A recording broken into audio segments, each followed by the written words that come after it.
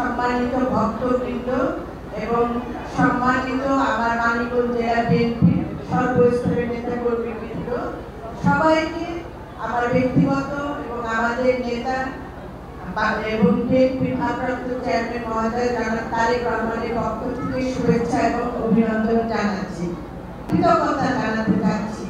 কারণ আপনারা যেভাবে সবাই একত্রিত হয়ে সবগুলি সংগঠন একসাথে হয়ে যে কাজ করে যে সমাবেশ আয়োজন করেছে, এটা আমাদের অনেক ভালো লাগছে। সেই সাথে আমি মনে করি এটা আমাদের মানিকগঞ্জবাসীর জন্য অনেক বড় পাওয়া। আজকে এখানে হিন্দু, বৌদ্ধ, খ্রিস্টান আমরা কিন্তু সব একটা মিলন মেলার মতন বসে আছি।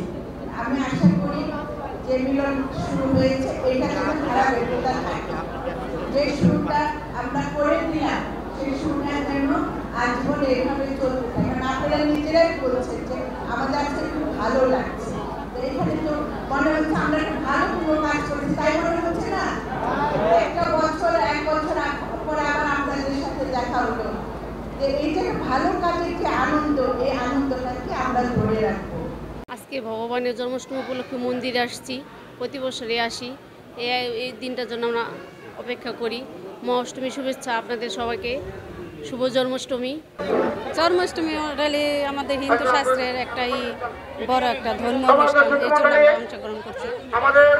জন্মাষ্টমী উপলক্ষে তার মানে আমাদের ভক্তবৃন্দ সবাই নিয়ে আমরা আসছি তার গোবিন্দর চরণ পাওয়ার জন্য।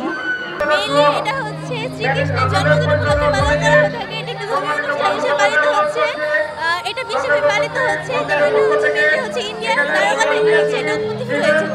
ভগবান শ্রীকে জন্মাষ্টমী উপলক্ষে সবাই আমরা প্রতি বছর র্যালি করি। করোনাকালীন সময় বন্ধ ছিল, আবার অনুষ্ঠানটা করতে পারছি বিধায় আমরা আনন্দিত, সবসময় আমরা র্যালিতে অংশগ্রহণ করি। জন্মাষ্টমী পালন করা হলো দুষ্টের দমন, সৃষ্টির পালন। কারণ কংসের দৌরাত্মে এই ধরাধাম প্রতিষ্ঠিত হতেছিল এবং মানুষ দেবতারা প্রকম্পিত হতেছিল।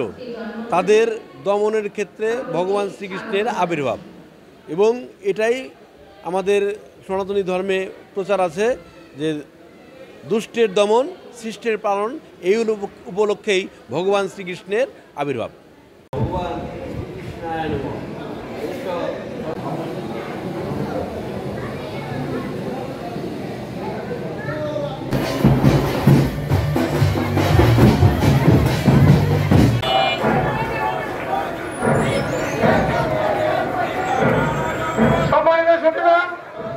আমাদের মাঝে হিন্দু বৌদ্ধ খ্রিস্টান কল্যাণ ফ্রন্ট,